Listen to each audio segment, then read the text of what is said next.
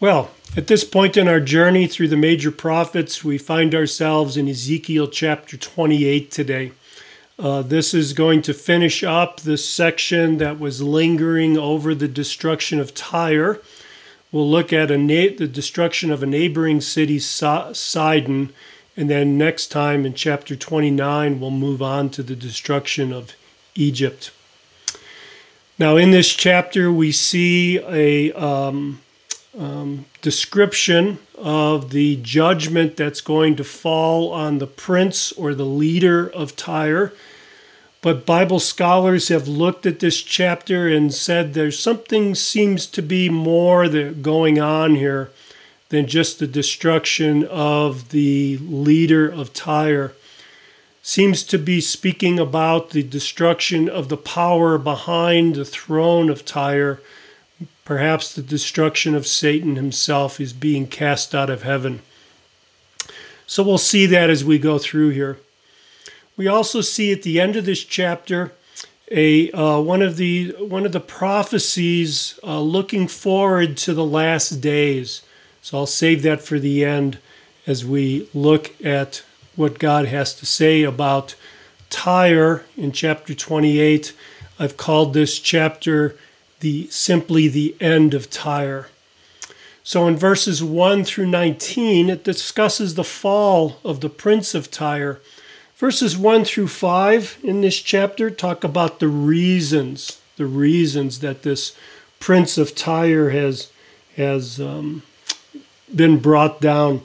Notice in verse 2, it says the leader of Tyre. So the word there translated leader in the NASB at any rate is a word that means a ruler or a prince or a leader as well. So the leader of Tyre. What has he done that deserves punishment?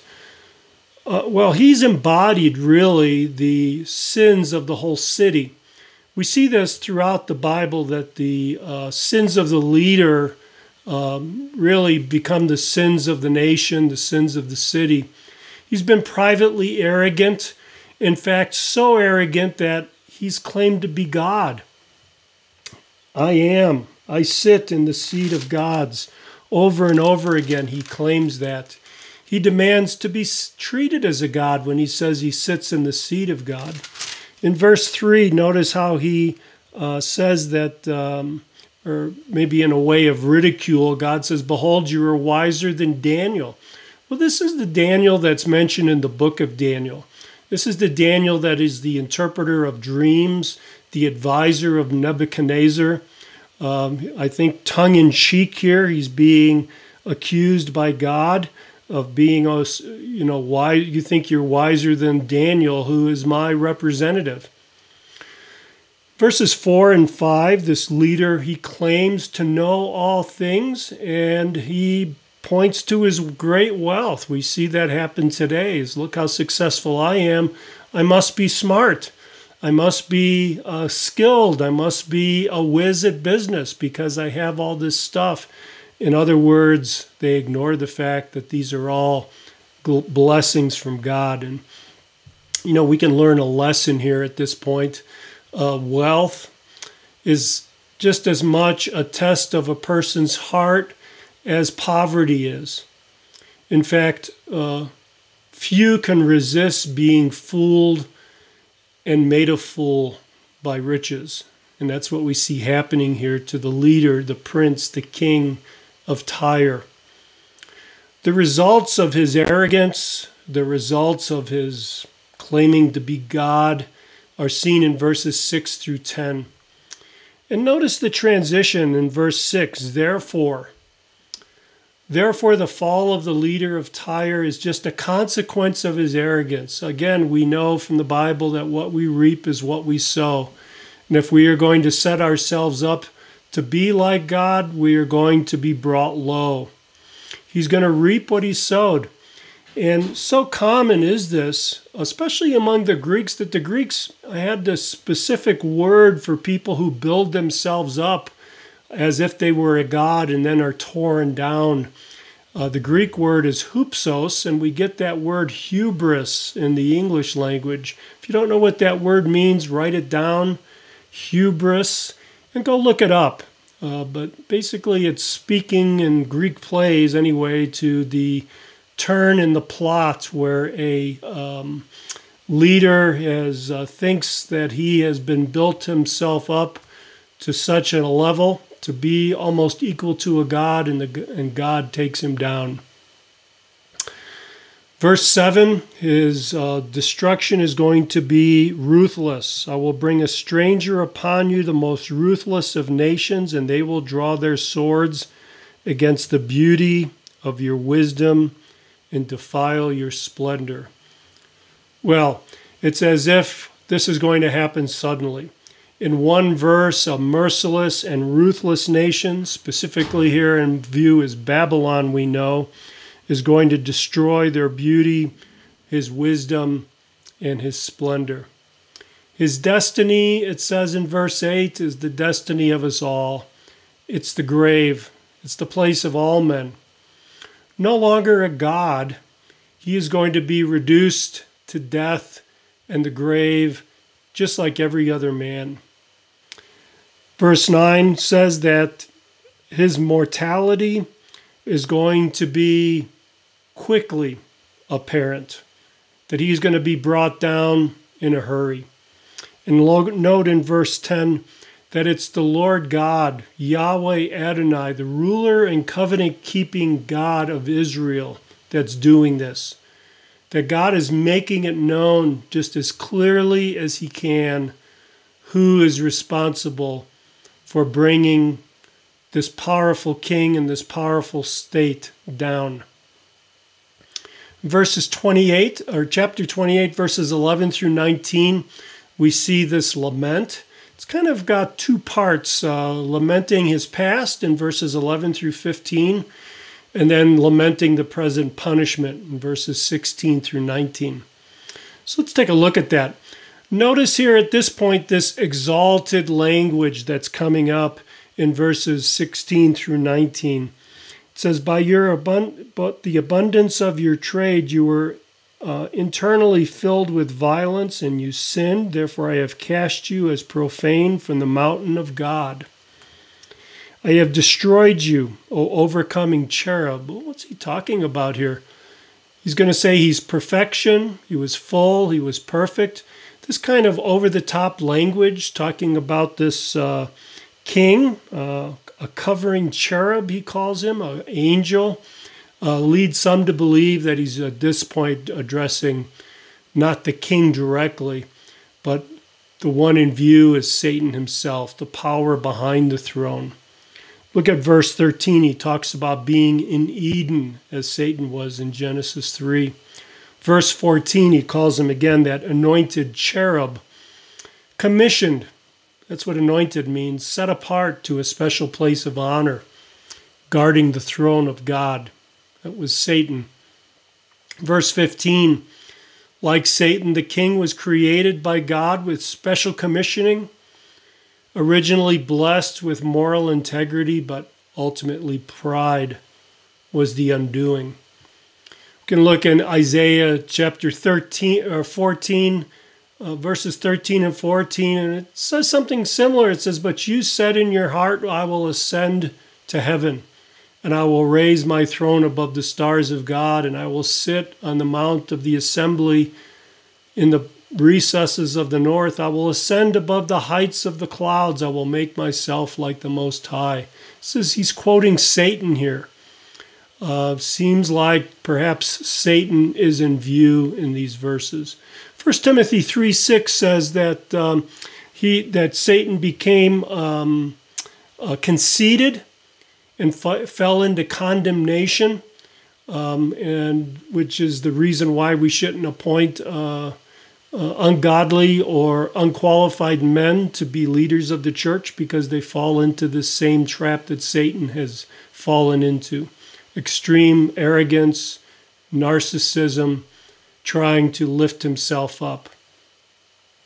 So, again, some have looked at this language and said there's more involved here than the king of Tyre. This is Satan God is speaking past him to Satan. Verses 16 through 19, we see the sorrow, the lament over the judgment that's coming. And again, this is what I would call hyperbolic language that suggests it's not only the destruction of the king of Tyre, but much more than that. It's looking to the destruction of Satan. Look in verse 16. It talks about the violence that's been committed by this person in view.